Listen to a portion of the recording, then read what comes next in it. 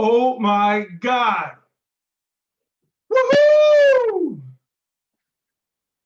It doesn't matter who gets elected, you still have a business to run and manage. Hi, I'm Jim Roman, national speaker and business coach. And today I want to talk about what can you do with your business beyond the election. Welcome to another episode of the Jim Roman Show. I'm your host, Jim Roman, where we talk about how to build a better business to build a better life. Want to welcome you. If this is your first time joining us, we pick a topic to train on for 20 minutes. We finish up and then we answer any questions and answers. I just want to thank you for being here today. I'm super excited about this particular topic because it comes from a situation where years ago, during one of the elections, one of my clients said to me, Jim, I'm closing my business. I'm selling my business. And I'm like, what do you mean you're selling your business? She said, so-and-so got elected president of the United States. And I was like, who got picked as the president of the United States have to do with your business and you selling it or closing it? And they're like, well, they're just not pro-business. And I'm like, what do you mean you're not pro-business? And I'm like, that's just crazy. And so I started thinking about this. Is that so often we think about how politics or the government affects our business, and it does to some extent, but not as much as you think. For example, what I had done with this particular person is I said to them, just to say, so-and-so gets elected into president today. And it's going to take them to get office in January. It's going to take them a year to get used to the position and how everything works. And then at least another year if they're going to make any changes for it to affect your small business. So I said, let's take the next year to 2 years to build a better business, become more successful so that you can sell it, retire, do whatever you want. She goes, okay, great. And lo and behold, we took it from micro to millions. She ended up selling that business and retiring out west. And the president did not affect her small business. Again, I'm not saying that it will or won't. I'm just saying there's still things to be done to build a better business, to build a better life, regardless who gets elected. And I want to talk about those 3 things that you could be doing to build a better business. Before I do that, again, I want to welcome anybody who's brand new to this. The way we go about this is that as I talked on this particular topic and these 3 things you could be doing beyond the election, I would love for you to post in the comments below your challenges or anything else that you might be dealing with at this time. Also, you can message me if you have questions, comments, critiques, and then email me at questions@askjimroman.com. So as I go through this, I want to make sure that you guys can see me. So I'm going to take a moment to see how we are doing from a live perspective because I don't see my recording coming up. So if you're watching this, it says I'm live and hopefully you're getting it live, but I want to make sure that you can see me. So I am going to just take a moment to look at the technology here. And it doesn't seem to be coming up as far as I can tell. So I'm just going to talk and hopefully you'll get the recording. So what are the 3 things that you can do to build a better business? The 3 things are, number 1 is to bring in business. Bring in business on a regular, consistent basis. I'm pulling this from our Start Here program. If you haven't accessed our Start Here program, it will give you our micro to millions tools from the 9 stages to business ownership, to the 5 drivers to business success, to the 5 functions of a more organized business. And I'll be talking about the 5 functions, specifically 3 of those functions. And one of them is bringing in business on a regular, consistent basis. I've taken some notes right in front of me that I want to share with you in efforts to get you the most out of today's program. So what can you do, regardless of size, regardless of who's been elected as president of the United States, to build your business so you have a future? And that is to tap into your current customers for business, past customers for business, and partners in business. Let me say that again. If it were me and I were you, any time of the year, any economic time of the year, any electoral time of the year is to bring in business. The best ways to bring in business literally are tapping into your current customers, past customers, and strategic partners. In other words, I find that 80% of your business comes from people you already know. I'll say that again. I find that 80% of the business you get comes from people you already know. Who do you already know? Current customers, past customers, and strategic partners. I want to talk about these 3 things in particular. Current customers.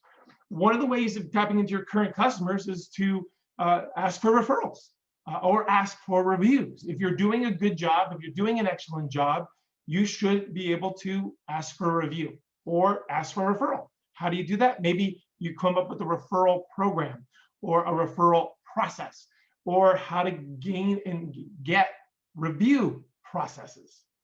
But one of the ways of doing that is asking yourself through your customer base, who in your customer base have you done a great job for? Who in your customer base that your customers really, really like, that if you ask them for a review or a referral, they would be open to having that discussion. And one of the ways to bridge the gap between not wanting to do it and doing it is maybe you come up with an email that you send to your current customer saying, hey, we're coming to the end of the year. I'm planning my business for 2021. If I did a good job, and only if I did a good job, would you be willing to give me a review or a referral? And then follow up with a phone call and say, hey, I just want to follow up from an email I just sent you about a review and referral. Wanted to know if you would be open to it. In my experience, as much as I am afraid to ask for reviews and referrals, when I do, most likely I get them. It's more about me worrying about not getting the review or referral and the rejection that might come with that psychologically. In most cases, doesn't happen that way. Most people are open to giving a review or open to giving a referral if you did a good job. So that's one of the things I would be doing any time of the year, during any election time, even in bad and good economies. I would be tapping into my current customers. The second thing that I would be doing in regards to the bringing a business piece of it is tapping into the past customers. And I love this time of the year. We have 2 months left in the year. And one of the things I teach my clients is to do what I call the forgiveness calls. Forgiveness calls are done between Thanksgiving and New Year's. It's a time of the year that you can call anybody in your past and tell them that you've been thinking about them during the holidays. You missed talking to them and you just wanted to call them to catch up. I remember doing this. I was teaching my clients to do the forgiveness calls between Thanksgiving and the holiday, January 1st. And I thought a particular person, we'll call him Bruce. You may have heard this story in the previous episode where I called Bruce during Thanksgiving and Christmas, and it went something like this. Hey, Bruce, Jim Roman here. Haven't spoken to you in a long time. I was calling to apologize for not staying in touch. And number two, calling to let you know I missed our conversations. I missed networking with you. And I just hopefully just wanted to tell you that. Love to catch up, see how you're doing. Again, Jim Roman here. Again, I wanted to call to say I apologize for not staying in touch. Number two, just wanted to reconnect. I missed talking to you, wish to network with you. I hope you have a great holiday. Talk to you soon. And I hung up the phone. Went on to the next past client that I had and did the same thing. Lo and behold, within that week, Bruce calls me up and says, hey, Jim, Bruce, thank you so much for calling me. It's good to hear your voice. No apology accepted. I haven't kept in touch either. Let's catch up for coffee soon. And we did. Months later, we caught up for coffee. Months after that, he became an executive coaching client. All because I missed talking to him. He asked me what I was doing these days. I told him what I was doing. He said, I probably need something like that. And eventually became a client and was a client of mine for 2 years in executive coaching. And we're still friends to this day. In fact, I love visiting him when I go to Richmond, Virginia. So if it were me and I were you and I needed more business, regardless of what's going on in the world, whatever's going on in the economy, I'd be tapping into my current customers, asking for reviews and referrals. And then I would tap into my past customers during the holidays and making the forgiveness phone calls where I say, sorry, I haven't stayed in touch. Love to catch up with you. If no one calls you back, nothing to worry about. But I promise you, a lot of people will call back. Not all of them, obviously, because they're busy. But the ones that want to reconnect with you will. The key there, though, is not to try to sell them. You just want to say hello to them. If they want to buy from you, they'll bring it up. You don't bring it up. You just catch up with them. That's critical. I should have made that disclaimer early on. And then finally in this section, the strategic partners. If it were me and I made all my client calls or I followed up with my past customers that I wanted to have customers again or get business from again, I would then call strategic partners. I would form strategic partners. I would create my own network within a network. Most people know my story. If you read my bio on my website at jimromanonline.com, I built a BNI network, a referral network from 0 members to 1,600 members in just 6 years. And what I learned from doing that networking, that it only takes 6 to 8 referral partners. Again, that's 6 to 8 referral partners to build your business through referrals. How do you do that? I probably should do a whole episode on that, but for today, let's just give you the Cliff Note version. If it were me and I were you and I needed more business, I wanted more referrals, not only now, but in the future, I would build a referral network. I'd get into a referral group. If I couldn't get into a referral group because my position was taken or there wasn't any in my area, I'd build my own. And I would start with 6 to 8 people that I could build a long-term relationship with, a referral relationship with, understand their goals and challenges in this year and next year, help them with their goals and challenges, and hopefully what I help them with what they need, they'll help me with what I need. Now, who would I get in my group? That's a whole nother conversation. If you have a specific industry and a specific target market that you want me to cover, comment below and I will follow up after this recording. If you want to message me, I can message you back or email you back an answer to that, but it depends on your industry and your target market. And I'll just give you an example why I'm saying this. And again, comment below. If you're a realtor typically when they're building a referral network will get a mortgage person, a property casualty, and say a closing attorney or title company in their networking group. And that's good, you want that. That's what I call a transaction team. You do transactions and you need a team to help you do those transactions. So a realtor will get a buyer or a seller. They're going to need a mortgage. They're going to need property and casualty insurance, home insurance, and they're going to need a closing attorney or a title company. The challenge with that is that the referrals flow down. In other words, the referrals referring them, they do not refer the realtor. And that's when a realtor typically starves. But if I were a realtor and I want not only a transaction team, I want a prospect team. So I would get 3 additional people in my group. I would want to get a moving company, a divorce attorney, and maybe somebody as an assisted living facility or independent living facility. Why? Because those referrals will refer up. In other words, a moving company has somebody moving. A lot of times people will call the mover before they call anybody else to get a quote on what it's going to cost to move their stuff across the country or across town. So the mover knows a lot of people moving in town, out of town. The divorce attorney, what percentage of people who are going through divorce are going to need to buy or sell a house? At least 50% are going to need to buy or sell a house. And a divorce attorney could be a great source for a realtor. And then somebody moving into an independent living facility or assisted living facility, a percentage of those, 50% are going to need to buy or sell their house. Ultimately, 100% will have to eventually sell that house. And these are 3 professions, along with a painter and other industries that target people who have a life change. So if I was building a network of strategic partners and I was a realtor, I would have a transaction team, a mortgage, insurance person, closing attorney, a title company. But then I have a prospect team, would be a moving company, a painting company, assisted living facility, divorce attorney. Bring them together, help them reach their goals. They in turn will help me reach my goals. So again, no matter what's going on in the world, no matter how the economy is doing, it's always great to bring in more business, to stay in business. And the way I do it and teach my clients to do it is through current customers, past customers, and referral partners. Awesome. So please comment below.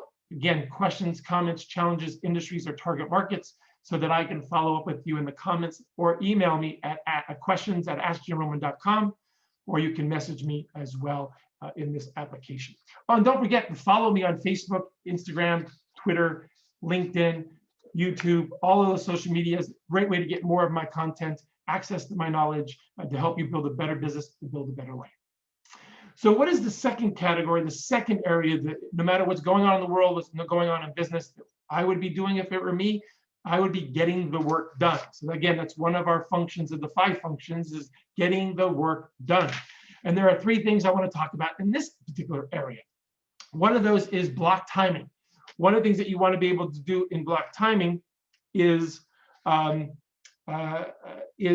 to, and I just got a text, I apologize for that, blocking time, not to look at your phone is one of those things. So blocking your time to bring in business, get the work done. And the third thing I'm about to talk about. So block timing in particular, what I would be doing is blocking time for myself, blocking time to get the work done, blocking time to manage my team. In other words, I want to be able to have blocks of time so that my time doesn't get away from me. So one of those ways of doing that is, for example, a life insurance agent. I was working with a life insurance agent and he needed to bring in more business. He needed to be in front of more people. And so I said, when does he have scheduled to bring in business? And he says, Thursdays and Fridays. So Thursdays and Fridays, okay, that's great. The problem with that was that he had paperwork to do Monday, Tuesdays, and Wednesdays. And then come Thursdays and Fridays, he ran out of time. And the paperwork and that work pushed away his bringing to business time. And so he never built up enough momentum. So I suggested he might want to consider bringing in business Mondays and Tuesdays. And then Wednesday, Thursday, Friday, do that paperwork. And he said, great idea. In fact, he went a step further to do bringing in business activities Monday, Tuesdays, and Wednesdays, and do the paperwork Thursdays and Fridays. Lo and behold, not only did he hit his goals, he was able to afford a new office because he blocked the time for bringing in business first and everything else second. Another example of block timing is blocking time, what I call do whatever you want to do time. I think that as business owners, managers of businesses, and even key leaders in businesses, we need time for ourselves. So often we're being distracted by other people's time, other people's commitment, that we need our own time. And even if you're a parent, I'm told parents need time, alone time, me time kind of things. And so often they don't block that time. I know that's important. Too many parents have told me if they don't have me time, their world is disrupted. And if you haven't had me time and you have family, I highly recommend you focus on blocking that next. But in business, I'd be blocking my time, do whatever I want to do time. That used to be for me Thursday mornings from 6 a.m. until 9 p.m. or 9 a.m., 3-hour blocks, because I get up work early, I finish up early. And I know that Thursday mornings I wanted from 6 to 9, nothing got in the way of that time. And I get to do whatever I want to do. I could do the paperwork that I needed to do. I could answer emails if I wanted to do. I can sleep in if I wanted to do. And I find that if I did do that, I wouldn't work into the weekends physically or mentally. It wasn't until I stopped blocking that time and I filled it up with another meeting that after that, shortly, I started getting stressed out. And I was wondering why I was getting stressed out. It was because I got rid of my do whatever I want to do time, me time on Thursday mornings. And so now that time is back. Now I actually have it Monday or Wednesday, Thursday, Friday, where I use that for my time to do what I want to do. And what I want to do right now is bring in more business so that I can make it through the tough times, make it to 2021, and have the life I've lived and maintain that life I live. Another thing you could do to block time, if it were me to get the work done, is doing monthly mentoring meetings with your people. This is a huge thing we recommended starting last year and with great success with our clients. So often when you're running a business of 8, 10, 12 people, if you don't take time for those people on a one-on-one basis in some form or fashion, they will not feel the love. And when they don't feel the love, they start looking for another job. And so we encourage people to at least once a month have monthly mentoring meetings with your people, even if you have one person on your team, 5 people on your team, 7 people on your team. And you could do that on a particular day of the week. You could say Tuesdays are going to be my monthly mentoring meetings. So the first Tuesday of the month, I meet up with my team. Or every Tuesday, I meet up with 2 of my team members. So every Tuesday, I'm going to meet up with 2 people. There are at least 4 Tuesdays in a month. That's 8 people. That's another way of going about it. And so that's what I'd be doing for the monthly mentoring meetings. And what would the agenda be? Is you should be asking them what successes they've had, what are the goals they're currently working on, and what challenges are they facing, and then help them solve those challenges. Monthly mentoring meetings isn't for you to be doing all the talking. It isn't for you to be doing all the lecturing. These meetings are about them, and so they should be running the meeting. The suggested agenda should be talking about successes since the last time you met with them, the goals that they're currently working on for the month or for the quarter, what challenges they're facing in reaching those goals for the month or for the quarter, and then how can you help them work through them, and then finishing up with actions they're going to walk away from that meeting with so that you can hold them accountable and support them in the following monthly mentoring meeting. I highly recommend that if you even have 1 team member upwards to no matter how many team members you have, monthly mentoring meetings make a huge, huge difference in the long run. And the last thing I would do to get the work done is start putting processes in place, checklists, if you will, a hiring checklist, a mentoring checklist, how to get the work done checklist. One of the biggest improvements we have found is an onboarding and orientation checklist or process you should put in place so that when you bring on your customer, like they talk about in the book E-Myth, you have the first customer have the exact same experience as the 1,000 customer. By doing that, it makes you indispensable, like Joe Calloway talks about. And so you want to be indispensable to these people. And one of the ways of doing that is being consistent. And one of the ways you do that is creating a checklist. And so if it were me and I were you, I might have an onboarding and orientation checklist for customers, onboarding and orientation checklist for employees or team members, and so on. By having that checklist and everyone following those checklists, you'll have that experience. They'll rave about you. You'll get reviews, maybe even referrals, and that leads to more revenue. So that is the second area that I would be focusing in on in any time of the year, in any economic situation or any political environment that you might be experiencing, is get the work done. And then finally, the third area in the 5 functions of a business, again, you can get this at our Start Here program. Our Start Here program is free. It gives you the Micro Millions tools that I'm talking about and referencing. So feel free to go over to jimromanonline.com under the programs tab, and you'll see the Start Here program. Click on that. There's some great resources for free for you to check out. So the third and final area that I would be focusing on to build a better business, to build a better life, is creating raving fans. Creating raving fans. There's a book on that very particular topic.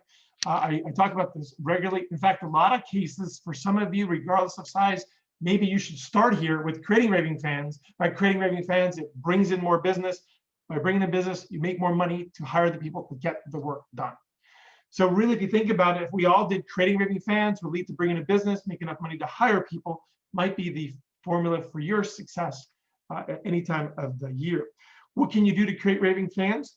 Well, there's raving fans internally and externally. Internally for your team, monthly mentoring meetings. A book that I recommend and becoming a better mentor is Leadership and the 1-Minute Manager. Great book in helping you mentor effectively. So if your internal team are raving about you, then they're going to help your external clients rave about you. One of the ways of doing that is to thank your customers. When's the last time that you sent out a thank you card to them just to say, hey, thank you so much for your business. I really appreciate it. Thank you cards don't cost very much. They come in different sorts and sizes, but just say thank you to your customers. I have one of my clients does appreciation gifts. Again, this time of the year is a perfect time, especially if you're in the property management industry, or commercial real estate industry, is thanking your customers. I remember renting some A-class property in Richmond, Virginia years ago. And one day I came back to my office around this time of the year in the Thanksgiving area, and there was this big gift basket on my desk. And I was like, where did this gift basket come from? And I opened up the card, and the card said, from the management company. And I'm like, wow, I didn't expect this, never had this experience before. And I was just blown away. I was like, they gave me a gift? Well, I've been paying rent for a long period of time. So, you know, they had some extra money maybe, but to thank me. So when it came time to renewing my lease, what do you think I'm going to do? I'm more likely to renew my lease because I showed appreciation. Not only did I get a gift basket, during the summertime before COVID hit, they would do an ice cream social on hot days in the corridor, in the lobby area. They actually did a picnic one time as well. And so I love that about them by the reinvesting into their tenants. And so maybe that's what you could be doing, showing appreciation to your customers. Again, another thing you could do is the onboarding and orientation process we talked about earlier. Again, when someone comes on, you want to have the same experience as the 1,000th person.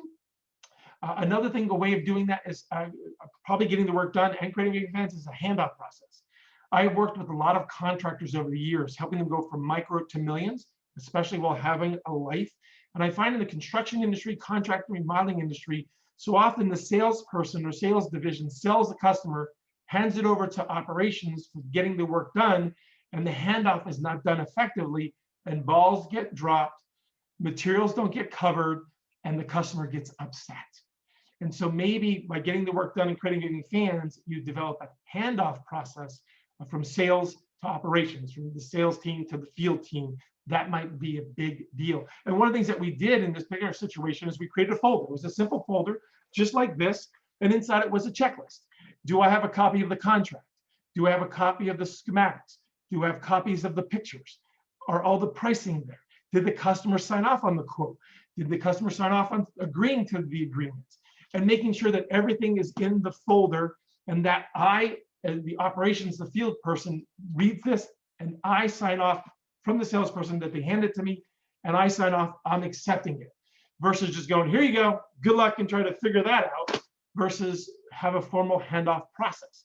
It's so simple, but most people don't do it. And I think that causes you to miss out on opportunities to create raving fans as well as get the work done.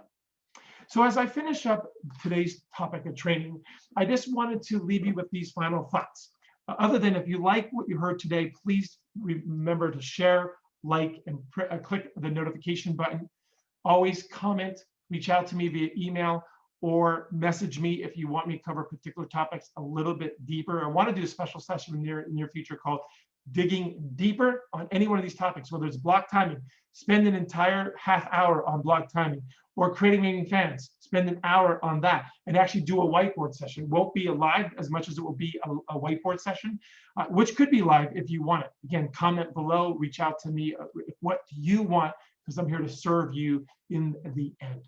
But as we finish up, depending on when you watch this video, this year, next year, this time, next time, it doesn't matter for the most part for small businesses who ultimately gets elected in most cases. And bear with me as I say that, because I know it's different for each industry.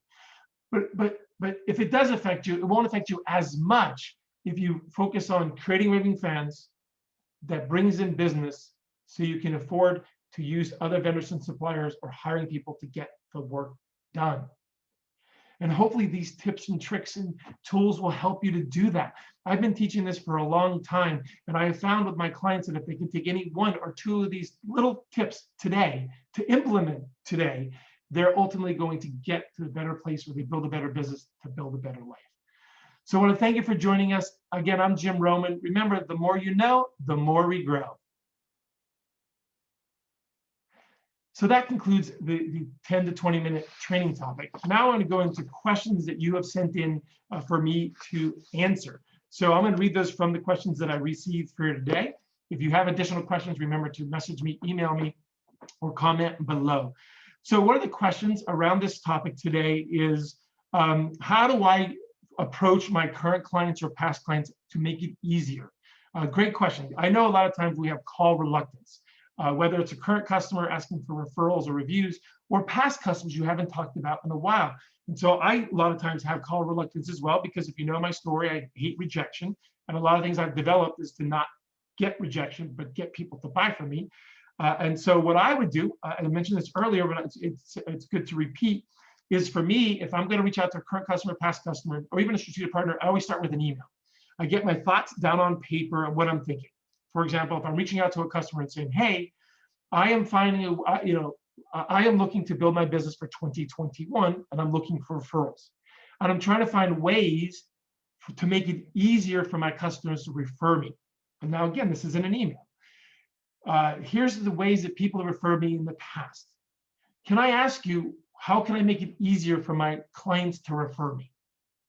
Is it A, send them to my blog at jimromanonline.com? Is it forward an article via email, a PDF? Is it to send them to one of my live events, a free 45-minute consultation? Or if I gave you a flyer, would that help you to be able to refer me easier? And 9 times out of 10, someone will say, oh, a flyer would be great. Oh, I didn't know you needed referrals. Oh, I was talking to someone about the other day. I forgot to send you that referral. And so essentially what I do is I put together an email, get my thoughts on paper. I email the person, and then I follow up with some of those key people I know probably will give me a referral or be willing to open to give me feedback to make it easier to refer them. And then 9 times out of 10, I get referrals and or get reviews. So that is how I would go about that if it were me and I was reaching out to current customers, past customers, and maybe even partners. Put together an email, following up with a phone call is how I would go about making that easier and more effective. So thank you for that question. I really appreciate that. Next question is strategic partners. If I were a realtor, who would I refer? I've already talked about that. If I was a property manager, who would I partner up with the referral partners, and what should I know about them? Oh, good question. So if I was a property manager, in my experience, where you get business is from your current owners and investors, realtors, and online. Those are the 3 areas, the top 3 areas that I have found that most successful property managers get their business from. So online, I would reach out to online experts developing your SEO or keywords or creating content. Those are the 3 areas to be able to do that. The last thing that I would do is advertisements. In that order, I might do creating content. I would do keywords, look at SEO. You can Google SEO, search engine optimizations, and then I would then look into advertising. There are companies can help you with all of that, but that's one way of doing the online. So when someone Googles you or Bings you and says property managers near me, you want to be on page 1 of Google or Bing to get there. And that is one of the ways you do that. The other thing that we do is realtors. Realtors tend to refer property managers. And so I would figure out a way to get in front of their sales teams. Now, during COVID, it may be difficult, but I overheard someone say the other day, oh, we're not visiting offices. And I'm like, why aren't you getting on the Zoom calls? Because I have to imagine that real estate firms are still meeting, this time by Zoom. Have you reached out to your sales, sales broker or the broker saying, are you guys still meeting? Do you need a speaker? 9 times out of 10, they're going to need speakers. They love speakers. And I wouldn't sell them, I would educate them. So if I was trying to get realtor referrals, I would call my realtors, email my realtors, and get on their sales calls if they're still having them, which I have to believe that they're doing that. And then last but not least is the investors and brokers, the investors and owners you already have. So with the investors and owners that you already have, guess what? Forgiveness phone calls, except a little spin to it. I probably shouldn't give away this secret, but I'm going to give away this secret. This is one of my biggest hints with my current customers. It's the end of the year. You should be reaching out to your investors and owners and say, it's at the end of the year, I just want to check in with you to see how you're doing. There's nothing wrong with your property, and I don't need any money. And once they get off the floor, you don't need any money, and there's nothing wrong with the property, they're going to be wondering, why are you calling? Or why are you emailing? Better to do both, email than call. But you wanted to call them because it's coming to the end of the year, and you wanted to know if they wanted to buy any properties or sell any properties in 2021, because you want your team to be ready for that. Whether the realtors that you have relationships can help sell those houses or find those houses makes a big difference. And so one of the ways of getting more business to your current investors and owners is reaching out to them this time of the year to let them know you're thinking about them. You don't need any money, and there's nothing wrong with their property. You just want to know their goals for 2021. Do they want to buy or sell any properties? Because you want to be ready when that case hits. We have found 100% of the time when you do this, 100% of the time that this has been done, there are houses that need to be bought and sold. And you want to be the first to know. You don't want to know after it happens and you're left out of the loop. So there's a little tidbit for you all. It's a little gift for the property management industry. So great question. So what should you know about your partners, whether it's realtor partners or property manager partners? You should know the following. You should know their goals for the year, for the quarter, and for the month. What are their goals?